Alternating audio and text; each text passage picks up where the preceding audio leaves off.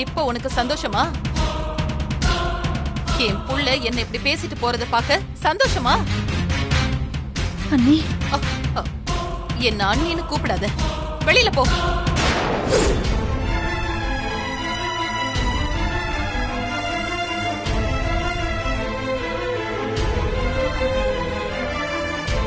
சொல்லுமா, இப்ப நான் என்ன பண்ணணும்? இப்போ நான் அதே தான் சொல்றேன்னா, எனக்கு உன்னோட கௌரவம் தான் முக்கியம்.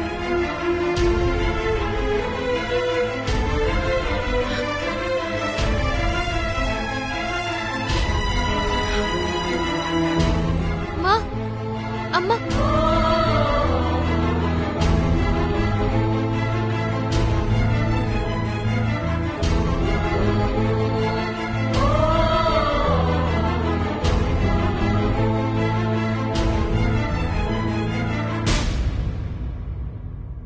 என் தங்கச்சி சொன்னாங்கிறதுக்காக உங்க எல்லாரையும் விடுறேன் இல்ல?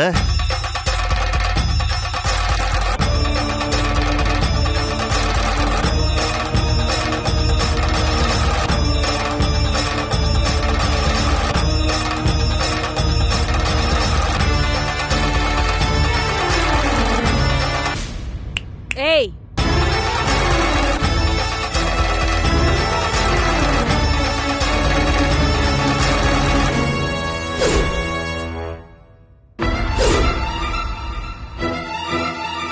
உன் கண்ணு முன்னாடியே விஸ்வாவுக்கும் என் தங்கச்சிக்கும் கல்யாணம் பண்ணி காட்டு. அத பாத்துட்டு நிரந்தரமா இந்த வீட்டை விட்டு போ. போடி.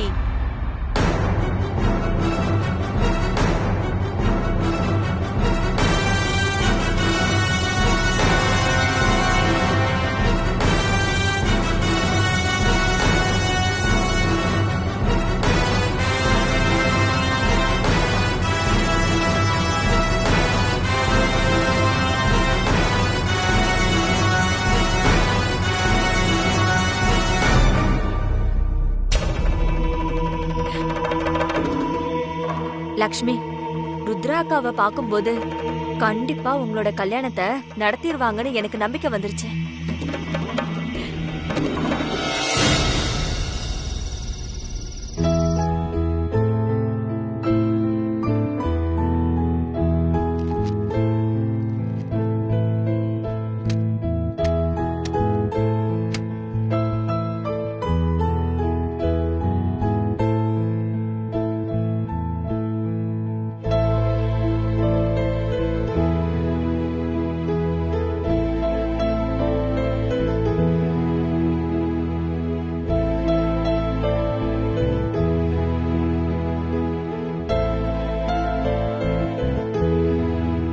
மாமா,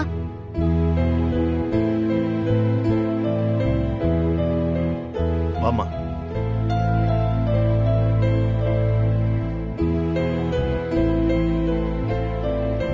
என்ன மாமா, வேலையில கூட கான்சென்ட்ரேட் பண்ண முடியாத அளவுக்கு குழப்பத்துல இருக்கீங்களா?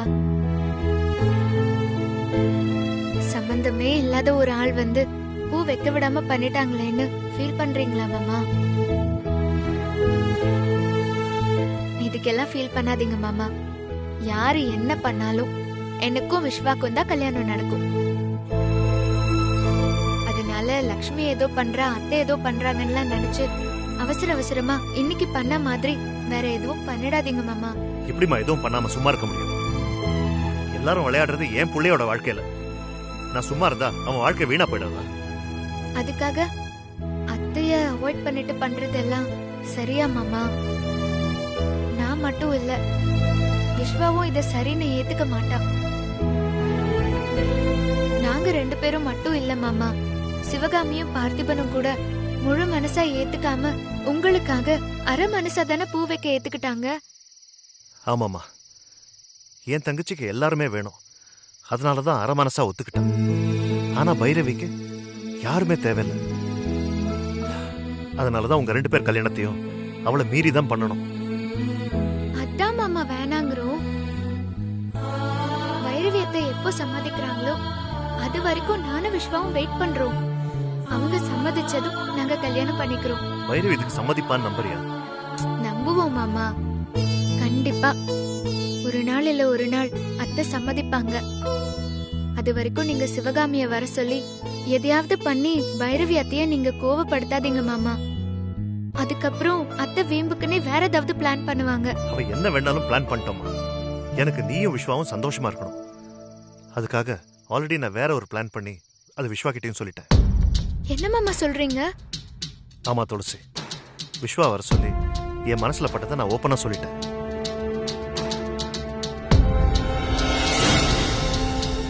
இதை தவிர எனக்கு வேற வழியே தெரியலடா. அதுக்காக டேய், அதுக்காக நீயும் துளசியும் ஓடி போய் தாண்டா கல்யாணம் பண்ணிக்கணும். இத பாரு விஸ்வா, மனசுக்கு பிடிச்சவங்க வீட்டை விட்டு போய் போலீஸ் ஸ்டேஷன்ல கல்யாணம் பண்றதையும் நான் பார்த்திருக்கேன். அப்படி கல்யாணம் பண்ணிக்கிட்டவங்கள கொஞ்ச நாள் கழிச்சு அவங்கள அவங்க வீட்டுல உள்ளவங்க ஏத்துக்கிட்டதையும் நான் பார்த்திருக்கேன். அதனால ஒரு கமிஷனராகவும் உன்னோட அப்பாவாவும் சொல்றேன், நீ துளசியை கூட்டிட்டு போய் யாருக்கும் தெரியாம கோயில்ல வச்சு கல்யாணம் பண்ணிக்க. இல்லப்பா, யாரும் இல்லாத அனாதை மாதிரி என்னால கோவில வச்செல்லாம் கல்யாணம் பண்ணிக்க முடியாது. என் கல்யாணம் உங்க எல்லாரும் முன்னாடி வச்சுதான் நடக்கணும். டேய் விஸ்வா, போற போக்க பார்த்தா அதுக்கு வாய்ப்பே இருக்காதுன்னு நினைக்கிறேன். நீங்க 2 பேரும் சேரணும்னா அதுக்கு ஓடி போய் கல்யாணம் பண்ணா மட்டும்தான் முடியும். ஏன்னா பைரவி என்னைக்குமே உங்க காதலை ஏத்துக்க மாட்டாங்க.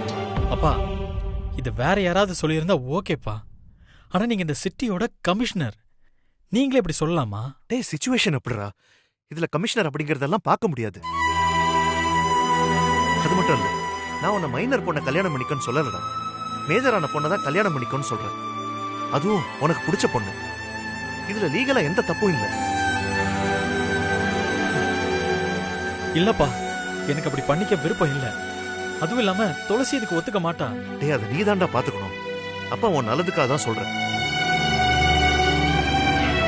டேய், நீ கல்யாணம் பண்ணிக்கிட்டு வந்தா பைரவி கொஞ்ச நாளைக்கு தான் தாம் தூம்னு குதிப்பான். கொஞ்ச நாளைக்கு உன் கூட பேசாம கூட இருப்பான். கோவத்துல உன் கூட பேசாம இருந்தாலும் பாசம் மறைஞ்சு போகாதுடா. டேய், பைரவி உன் மேல வச்சிருக்கிற பாசம் அவளை மறுபடியும் உன் கூட பேச வைக்கும்டா. டேய், ஒத்துக்கடா. அப்பா, இது எந்த அளவுக்கு சரின்னு எனக்கு தெரியலப்பா. டேய், இப்ப இருக்கிற சிச்சுவேஷன்ல சரி தவறுன்னு பார்க்காதடா. தப்பு இல்லைன்னு மட்டும் மனசுல நினைச்சுக்கிட்டு இங்க இருந்து போய் துளசியை கல்யாணம் பண்ணிக்கடா.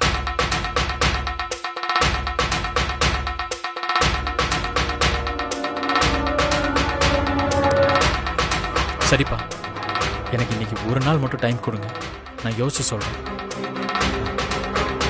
சரிடா, நல்ல யோசி. ஆனா முடிவு நான் சொன்னதை ஏத்துக்கிட்டதா மட்டும் இருக்கட்டும்.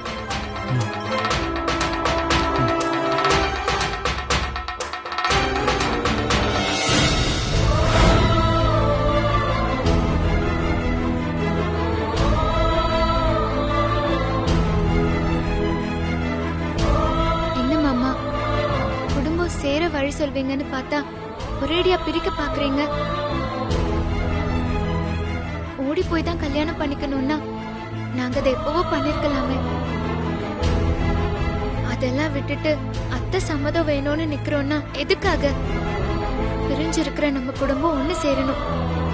சிவகாமிய பைரவி அத்தை புரிஞ்சுக்கணும் தானே. இப்போ நீங்க சொல்ற மாதிரி பண்ணோம்னா அத்தைக்கு சிவகாமி மேல இன்னும் கோவம் தான் வரும்.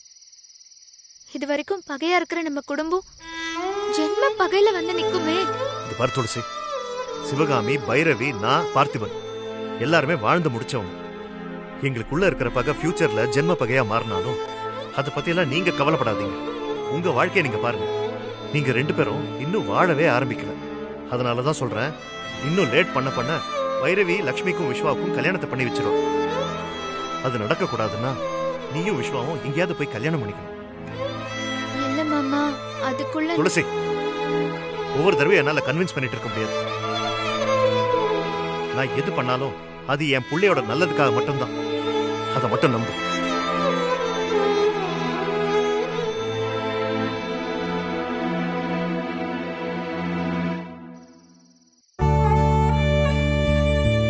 பாரு துளசி, இத பத்தி விஸ்வா யோசிக்கிறேன்னு சொல்லியிருக்காமா. கண்டிப்பா நல்ல முடிவா தான் சொல்லுவான். அதனால நீயும் முரண்டு பிடிக்காம விஸ்வாவை கல்யாணம் பண்ணிக்கணும். நீங்க எப்படி கல்யாணம் பண்ணிக்கிறீங்கிறது எனக்கு முக்கியம் இல்லை. ஆனா விஸ்வாவை கல்யாணம் பண்ணிக்கிட்டேங்கிறது தான் எனக்கு முக்கியம். புரிஞ்சுக்கமா துளசி.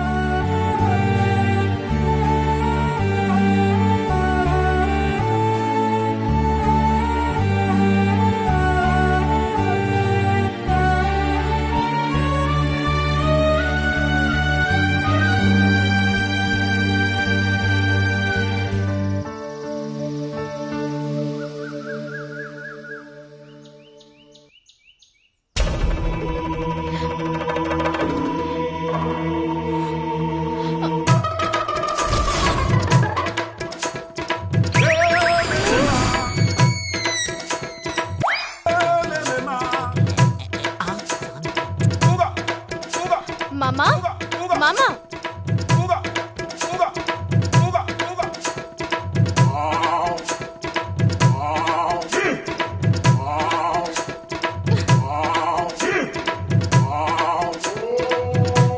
என்ன மாமா இது? ருத்ராட்ச மாலை. அது எனக்கு தெரியுது. எதுக்கு மாமா சாமியார் மாதிரி கழுத்துல இவ்ளோ போட்டுட்டு இருக்கீங்க? வேற என்னடா பண்ண சொல்ற லட்சுமி? இப்ப ஒரே ஒரு பொண்ணு மட்டும் இருந்தா சந்தோஷமா இருக்கலாம். ஆனா 2 இருக்கும்போது சாமியார தானே போகணும். என்ன விஸ்வா, நான் சொல்றது கரெக்ட் தானே? கரெக்ட் மாயக்கண்ணா. ஒரு டிவிக்கு 2 ரிமோட் இருந்தா யாருமே டிவி பார்க்க முடியாது. அதை ஆஃப் பண்ணிட்டு தான் போகணும். நம்ம லட்சுமிக்கு புரியுற மாதிரி சூப்பரா சொன்ன விஸ்வா. ஹைஃபை போட்டுக்கலாமா? கையில போன் இருக்கு, ஒன் ஹேண்ட்.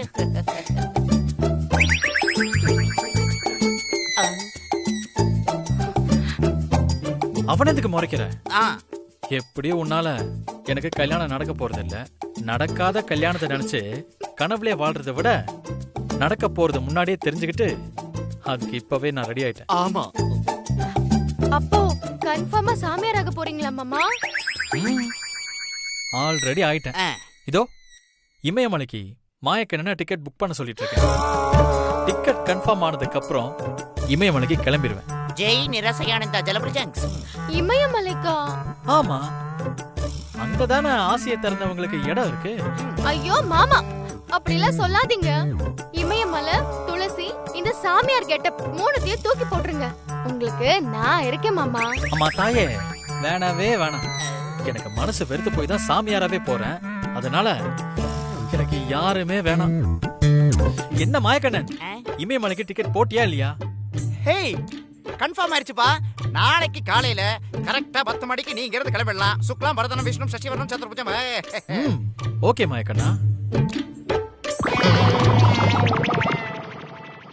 சரி லட்சுமி, நீ கிளம்பு.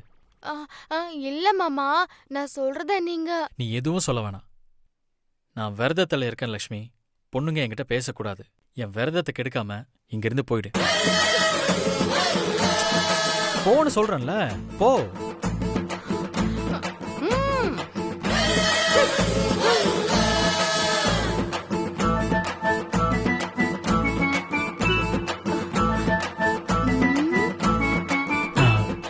என்ன யூட்டன் அடிக்கிற மாதிரி தெரியுது? மாமா, காஃபி கொடுக்க மறந்துட்டேன். இங்க பாருமா லட்சு, இவன் சிங்கிளா இருக்கிறதா முடிவு பண்ணிட்டேன். அதனால காஃபி எல்லாம் கொடுத்து இவனை கரெக்ட் பண்ண நினைக்காத. அவன் பொண்ணுங்க கையால இனிமே காஃபியை கூட குடிக்க மாட்டான். இவன் இந்த முரட்டு சிங்கிளோட தலைவன். போன்னு சொல்றேனோ இல்லையோ, போ.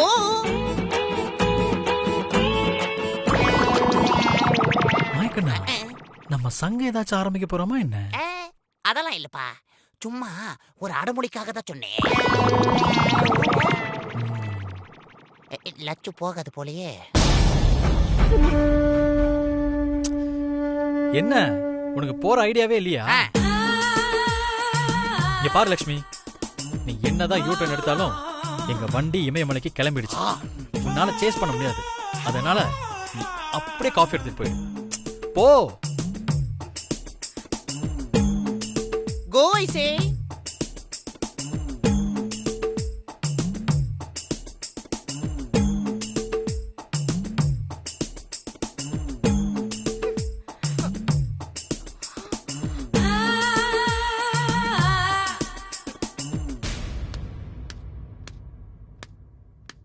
ஏய், ஏய் நில்லுடி. இப்போ உனக்கு சந்தோஷமா? என்ன சந்தோஷமா? விஸ்வா மாமா சாமியார் ஆயிட்டாரு. உனக்கும் வேண்டாம் எனக்கும் வேண்டான்னு இமயமலைக்கு கிளம்பிட்டாரு. உன்னுடைய பாதுகாப்புக்காக வீட்டுக்குள்ள வந்து மாமாவை வீட்டை விட்டு இமயமலைக்கு அனுப்புறல.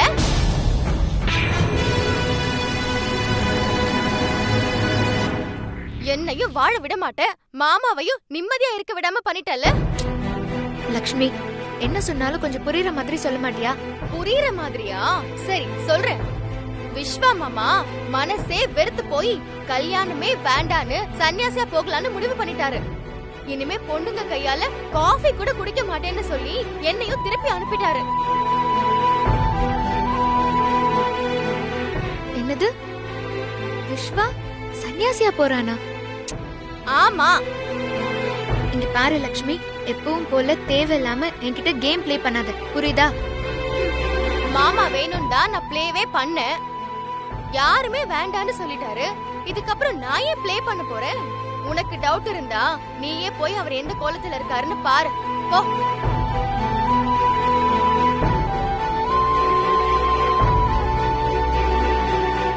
உண்மையை சொல்றாளா இல்ல உளறாளானே தெரியலையே. ஏ லக்ஷ்மி, என்னடி துளசி கிட்ட சன்னியாசி அது இதுன்னு பேசிட்டு இருந்தா? என்ன விஷயம்?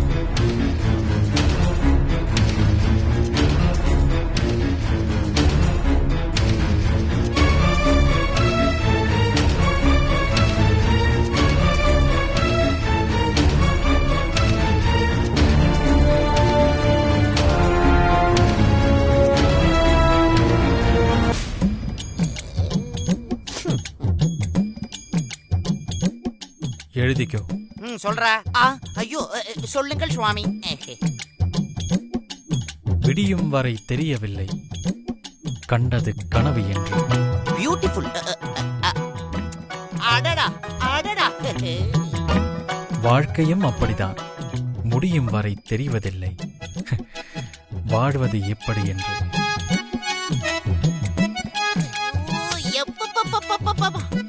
ஒன்னு சொன்னாலும் சும்மா நச்சுன்னு சொன்னப்பா. நீ சொன்ன வாசகம் அப்படியே ஞான உதயம் வந்து சொன்ன மாதிரி இருக்குப்பா. என்னாதமே வா. விஸ்வா, என்னடா அது கோலம்? இங்க பாரு துளசி, அவன் இவன்லாம் சொல்லப்படாது, ஓகேவா? இப்போ விஸ்வா முற்றும் துறந்த முனிவர். முனிவரா? ஆமாம், பூமிக்கடியில் இடம் பிடிக்க பூமிக்கு மேல் நடக்கும் போராட்டம்தான் வாழ்க்கை என்பதை உணர்த்த முனிவர் யாம். என்ன விஸ்வா இப்படி எல்லாம் பேசுற? இந்த மாதிரி பேசுற அளவுக்கு அப்படி என்ன நடந்துச்சு? வாழ்க்கை வெறுத்து போற மாதிரி நிறைய நடந்துருச்சு பெண்ணே. பெண்ணேவா? ஓம். இங்க பாரு துளசி, சாமி உன்னை மேல் பேர் சொல்லிலாம் கூப்பிட மாட்டார், பெண்ணேன்னு தான் சொல்லுவார். அப்படிதான் சொல்லணும்னு நிராசை ஆனந்தா மடத்துல சொல்லி கொடுத்திருக்கா. ஜெய் நிராசை ஆனந்தா. நிராசையானந்தா மடத்திலையா? அப்படி ஒரு மடத்தை பத்தி நான் கேள்விப்பட்டதே இல்லையே. அது புதுசா ஆரம்பிச்சிருக்காங்க.